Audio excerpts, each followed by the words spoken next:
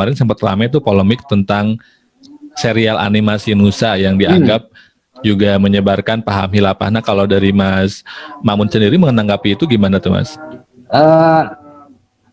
Video-video yang ditayangkan oleh Nusa dan Rara ini kan kita tidak bisa mencari delik atau kita melaporkan dari segi apakah isi video itu bertentangan dengan asas kita bernegara, yaitu Pancasila. Nah, kalau yang dicari pada sisi itu, maka banyak orang akan kesulitan, Mas. Tetapi yang perlu kita tinjau dari segi Nusa dan Rara adalah pemanfaatan income yang didapatkan dari hasil video itu untuk apa. Karena memang setelah berhenti produksi ya, bukan berhenti atau di take down gitu, Mas. Jadi Nusa dan Rara itu hanya berhenti secara produksi saja, tapi dia tidak di take down. Nah, itu kan kira-kira dari kisaran sampai bisa tembus 3,17 miliar kan, dari 900 juta dan sampai 3 eman. Nah, saya lebih tertarik misalnya kalau kita berbicara pada fokus pemanfaatan dana ini untuk apa. Nah, ini yang sebenarnya yang perlu diselidiki oleh pihak kepolisian dibandingkan mencari apakah di setiap video tayangan Nusa dan Rara itu ada indikasi anti Pancasila, anti NKRI, anti toleransi atau tidak.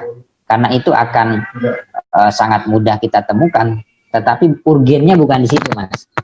Urgennya itu karena duit yang didapatkan itu akan diputarkan ke berbagai macam kegiatan yang terafiliasi atau yang menjadi kawan sejawatnya dari kelompok Felix Shaw.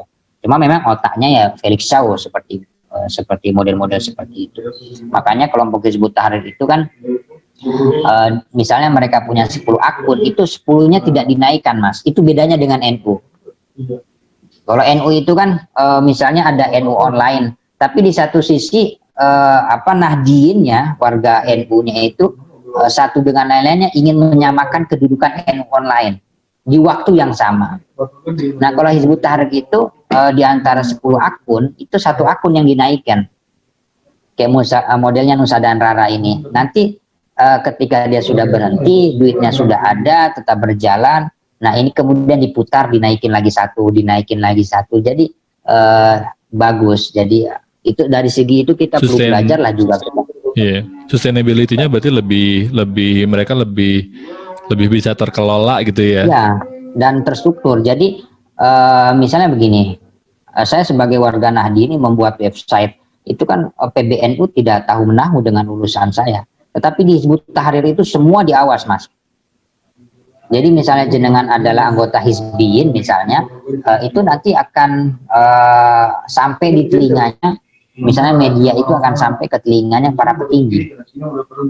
Jadi diawasi langsung sama petingginya, kemudian kayak ada mentoringnya dan lain sebagainya. Nah, di NU kan tidak.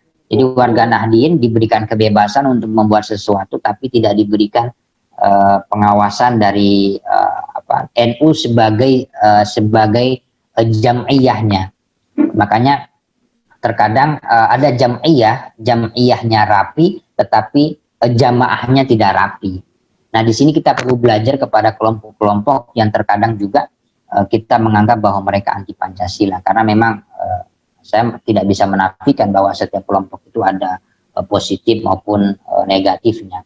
Dan untuk urusan yang sifatnya teknologi dan pemanfaatan, ya kita memang banyak juga harus mengejar ketertinggalan dengan kelompok-kelompok yang terkadang kita kategorikan mereka adalah pembuat radikalisme maupun intoleransi yang ada di Indonesia. Itu mungkin sebabnya kayak banyak orang yang meyakini bahwa walaupun HTI udah dibubarkan, tapi sebetulnya secara gagasan dan secara ideologi itu mereka nggak bubar langsung gitu kan, karena yang tadi mungkin kayak Mas Amun bilang secara sistem mereka udah sangat terstruktur gitu.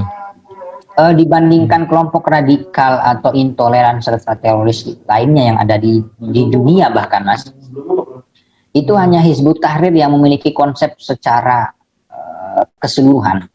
Jadi di Hizbut Tahrir itu mau bicara undang-undang mereka punya kitabnya, mau bicara ekonomi ada kitabnya, jadi lengkap mereka itu. Nah, justru mereka ini sebenarnya yang sudah siap, makanya mereka kan beberapa kali kan melakukan kudeta di luar negeri, tetapi tercium oleh pemerintah, kemudian dibekukan, orangnya dipenjara, dan di bumi hanguskan kan. Nah di Indonesia ini mereka masih mencari celah karena mereka masih percaya bahwa dengan mempraktekkan konsep tolabun nusroh atau meminta pertolongan, kemudian mempengaruhi para pejabat yang memiliki kedudukan yang strategis maupun non strategis, itu masih mereka percayai. Maka sampai sekarang mereka masih menggunakan konsep tolabun nusroh itu. Tetapi bagi saya ini mereka lagi diam. Ini lagi diam dan mereka tidak terlalu berkoar-koar, tapi bagi saya posisi ini sangat justru lebih berbahaya. Karena apa? Di tengah mereka diam, di riset-riset yang kita temukan 2 bulan terakhir ini, itu pemahaman orang atau attention orang terhadap pemikiran radikalisme atau anti kebinekaan itu meningkat, Mas. Jadi ini banyak kelompok-kelompok radikal yang hanya person aja yang bersuara. Banyak yang lebih diam, tetapi riset mengatakan bahwa atensi orang atau dukungan orang serta simpati orang kepada pemahaman yang anti kebinekaan, anti Pancasila dan anti NKRI itu meningkat di atas 80% kan, di atas 80%. Di atas 80% ini. Itu riset terakhir di 2020 dan itu resmi di bawah institusi negara.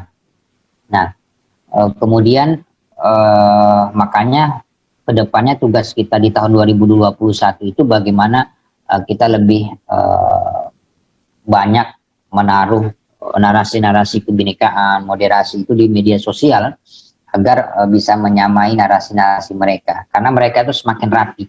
Ada satu hal yang bagi saya yang banyak orang tidak menyadari, Mas.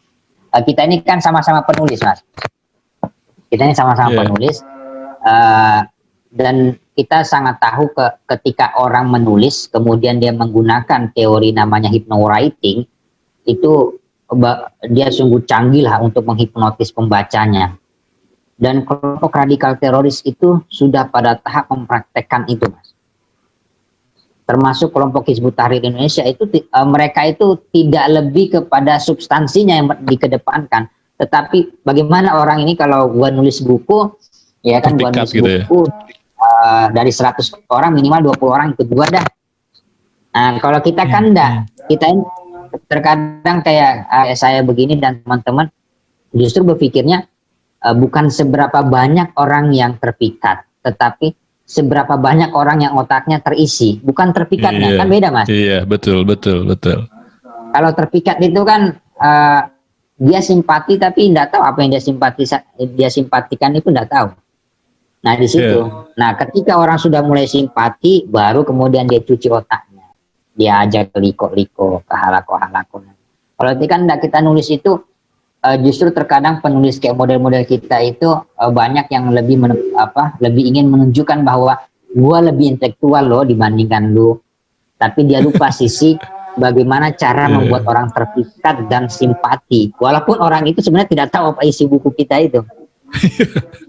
Nah orang-orang kelompok radikal itu mainnya sudah pada tahap implementasi dari teori hypnowriting itu, Mas. Makanya mereka banyak juga dari kelompok dari ahli-ahli psikologi, ya kan, kemudian ahli manajemen yang mereka rekrut, karena kalau mereka bisa merekrut para psikolog itu kan sangat mudah untuk dikombinkan antara narasi keagamaan dengan narasi yang bersifat psikologi.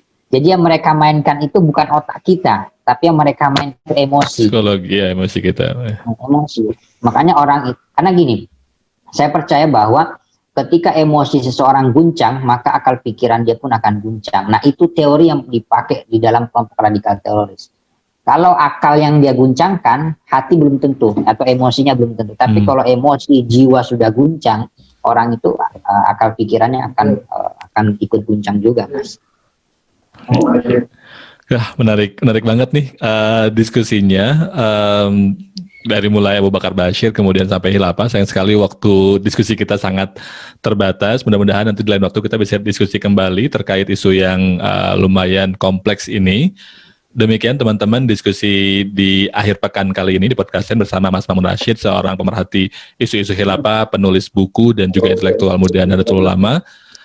Sekian, terima kasih. Wassalamualaikum warahmatullahi wabarakatuh. Waalaikumsalam warahmatullahi wabarakatuh.